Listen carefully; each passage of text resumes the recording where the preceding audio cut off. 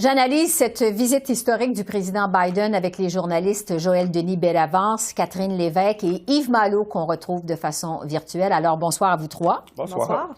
Donc, c'est une visite de tout au plus 24 heures du président Biden avec un menu quand même assez chargé. Le gros va se passer demain. Mais selon Radio-Canada, il y a une entente qui pourrait même être annoncée sur le chemin Roxham. Joël Denis, qu'est-ce que vous pouvez nous dire là-dessus? Bien, ça va surprendre bien les gens parce qu'au départ, on avait beaucoup minimisé les chances d'obtenir une telle entente. Je me rappelle, j'étais à Hamilton lors du cabinet fédéral et on disait qu'il était peu probable qu'il y ait une entente d'ici la venue de M. Biden. Et or, on semble avoir mis les bouchées doubles tant du côté d'Ottawa que de Washington pour convenir ou arriver à une entente. Je présume qu'il y a eu une forme de donnant-donnant. Ça veut dire que le Canada a donné quelque chose pour s'assurer d'avoir cette concession de la part des Américains, parce que c'était pas la priorité des États-Unis de régler le dossier du chemin Roxham. Il semble qu'on a travaillé très fort en coulisses. Catherine, il faut dire que le premier ministre Trudeau avait s'était déjà avancé quand même là-dessus hier. Il avait ouvert la porte. Il avait dit précisément, on va peut-être avoir quelque chose à annoncer. À quoi vous vous attendez concernant le chemin Roxham? Moi, je dirais peut-être plus de prudence, en fait, parce que justement, je me dis, il semblerait qu'on ait les fondations pour une entente, mais il faut encore que les deux se parlent, hein, que Justin Trudeau et Joe Biden se parlent dans les yeux, discutent finalement des termes de cette entente-là. Alors là, reste à voir là, si on aura une entente, là, est-ce que ce sera annoncé demain? Est-ce que ce sera annoncé un peu plus tard? Là? C'est vraiment, c'est ce qu'on ne sait pas à ce moment-ci. Alors oui, moi, je m'attends certainement à ce qu'il y ait certaines concessions, pas à ce qu'on ferme le chemin Roxham en tant que tel, mais à ce qu'on voit, qu'on ait peut-être un autre passage, là, que le Canada accepte finalement d'avoir des migrants et qu'ils entrent ailleurs, finalement, au pays. Là, donc, justement, là, vraiment casser cette mauvaise habitude, finalement, qu'ont eu certains migrants d'aller directement au chemin Roxham, et d'aller ailleurs, là, à la place. Il y a sûrement des détails à fignoler. C'est le moins qu'on puisse dire. Et Yves, est-ce que vous pensez qu'on va avoir une annonce, justement, durant la visite du président Biden, d'ici à demain? Probablement, à tout le moins, des bases d'une entente, pas nécessairement l'entente au complet. Mais vous savez, si c'est le cas, ce serait une très grande victoire pour Justin Trudeau parce que les migrations irrégulières au nord, c'est une préoccupation bien davantage du Canada que des États-Unis. Alors, si une entente est intervenue, je pense comme mes deux collègues, il n'y a rien de gratuit dans la vie, c'est parce qu'il y a une contrepartie. Est-ce que cette contrepartie pourrait être, par exemple, une plus grande implication du Canada dans le dossier d'Haïti? Pas impossible, il faudra voir, mais clairement, avant de crier victoire, il faut voir qu'est-ce que le Canada aura donné en retour d'une telle entente.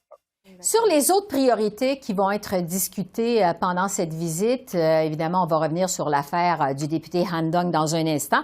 Mais Yves, je vais rester avec vous. Est-ce que le dossier de l'ingérence étrangère va être au menu, selon vous? Et si oui, on pourrait s'attendre à quel genre de discussion entre Justin Trudeau et Joe Biden? Ça pourrait faire partie des discussions parce que, clairement, pour les États-Unis, qui est de l'ingérence chinoise dans les élections canadiennes, ça peut être une préoccupation. Mais sûrement pas pour donner des leçons, parce qu'au chapitre des leçons, les États-Unis sont bien mal placés. Rappelez-vous simplement là, cette élection de 2016, où ça a été largement documenté qu'il y a eu ingérence russe dans ces élections, peut-être même aussi celle survenue 4 ans plus tard. Alors, s'il y a discussion, c'est sans doute pour trouver des moyens de contrer le phénomène bien davantage que pour adresser des reproches. Alors, s'il y a de ces discussions, ça risque quand même d'être un survol que des discussions en profondeur. Joël Denis, dans la presse d'aujourd'hui, vous mentionnez quelques sujets, Haïti, Yves en parlait il y a un instant, les changements climatiques, la sécurité. Quelles autres priorités vont être discutées pendant cette rencontre? Dans le cas de M. Trudeau, sa priorité, c'est les questions économiques. Préserver l'accès des entreprises canadiennes au marché américain au moment où il y a quand même des politiques assez protectionnistes à Washington. On a juste à penser à l'Inflation Reduction Act qui comprend des investissements colossaux pour attirer des entreprises qui œuvrent dans le secteur de l'énergie propre. Par exemple, on veut rapatrier la production de semi-conducteurs. Donc, il faut faire en sorte que le Canada soit inclus dans la chaîne d'approvisionnement et non pas exclu parce que ce serait très dommageable pour les entreprises canadiennes. Donc, M. Trudeau doit mettre l'accent sur les questions économiques. C'est d'ailleurs les principales demandes des gens d'affaires, mais aussi, je pense, des provinces, parce que sans un accès privilégié au marché américain, notre économie pourra en souffrir. Catherine, les autres thèmes pendant cette rencontre? Les minéraux critiques, hein, c'est un peu lié à ce que Joël Denis vient de dire, mais justement, on veut aussi faire partie de cette stratégie-là. On veut que, finalement, nos ressources naturelles là, soient utilisées par les États-Unis. Donc, il faut absolument qu'on saute sur l'occasion pour se vendre, pour démontrer à Joe Biden, dans le fond, qu'on est des partenaires fiables là, de ce côté-là, et pour, justement, construire là, des véhicules électriques. On sait que c'est l'avenir. Alors, vraiment, là, je dirais que les minéraux critiques, moi, je vais vraiment surveiller ça demain.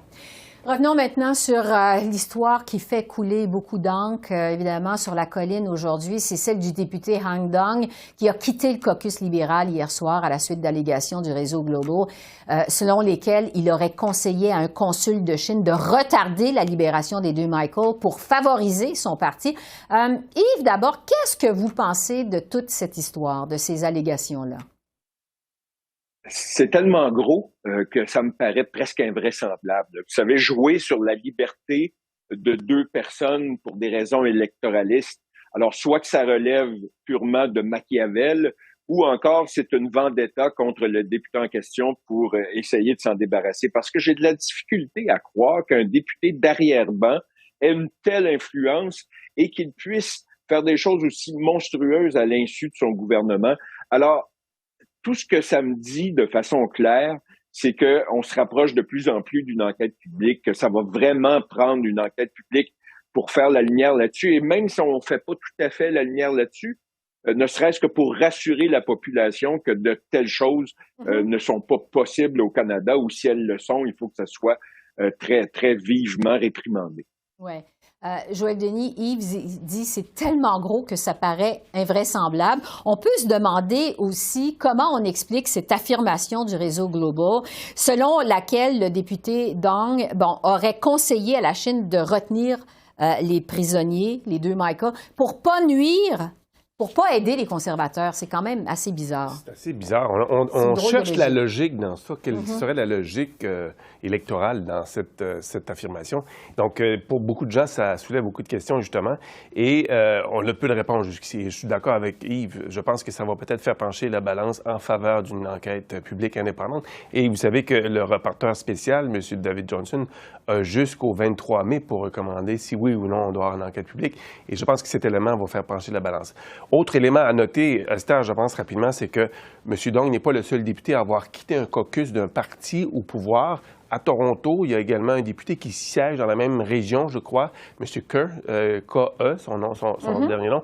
Et il a été exclu également du caucus du Parti progressiste conservateur du gouvernement de Doug Ford. Donc, ça s'est passé sur la scène provinciale, mais aussi sur la scène fédérale. Donc, je veux dire, il n'y a pas de fumée sans feu, mais je demeure quand même à avoir des preuves avant d'en arriver à une conclusion vraiment ferme à ce sujet. Ouais. Catherine, qu'est-ce que vous en pensez de toute cette histoire? Moi, ce qui m'a marqué, et c'était aussi dans le reportage de Global News, c'était le fait que le bureau du premier ministre n'était pas au courant que M. Dong, qui a effectivement parlé aux diplomates en question, a eu cette conversation-là. Donc, M. Dong, évidemment, dit que c'était pas...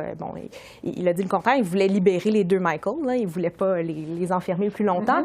Mais quand même, je pense que ça fait aussi pencher la balance là, pour que M. Dong se retire du caucus libéral. Peut-être que le bureau du premier ministre, disons, n'a pas aimé là, être confronté à de telles allégations, mais aussi de savoir qu'il y avait eu cette conversation. Oui, j'ajouterais rapidement aussi, il semble que le SCRS, ça fait un bout de temps qu'ils suivent M. Dong, ses traces.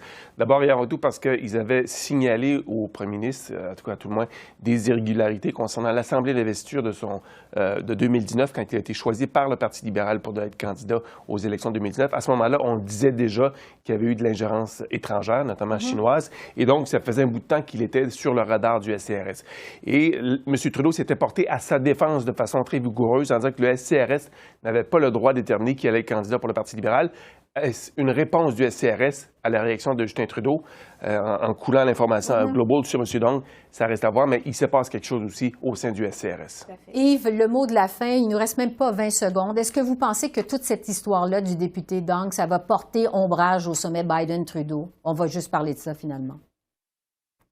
Ça risque de porter effectivement ombrage parce que j'imagine au point de presse de demain, les questions que les gens auront de la part du Canada, c'est oui, Chomé Roxane, mais aussi l'histoire Dong. Alors, ça va porter ombrage partiellement, mais évidemment, c'est tellement gros aussi la visite d'un président, c'est tellement rare que ça va reprendre le haut du pavé au cours de la journée de demain. Joël Denis, Catherine, Yves, merci beaucoup. Merci. Merci, Esther. Merci. Au revoir.